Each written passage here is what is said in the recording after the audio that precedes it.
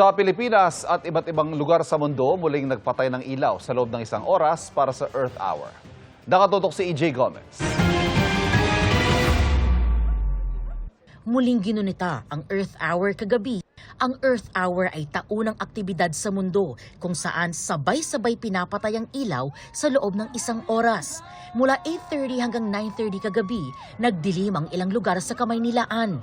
Nakiisa ang ilang establishmento at institusyon, kabilang ang GMA Network Incorporated. Sa Pasig City, may programa ang organizer ng Earth Hour, katuwang ang Pasig City LGU.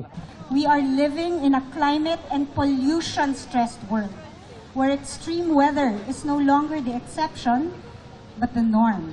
Earth Hour is like an anniversary. It is a moment to pause and renew our commitment to our shared future on planet Earth. Hinikayat ni Pangulong Bongbong Marcos sa mga Pilipino na makiisa sa energy conservation, lalo na sa gitna ng energy crisis sa Pilipinas. This year's event provides a timely and relevant opportunity for us to reflect not only on the issue of climate change and environmental preservation, but also on the need to conserve energy and to limit fuel consumption amid the current global crisis. We need more people like you.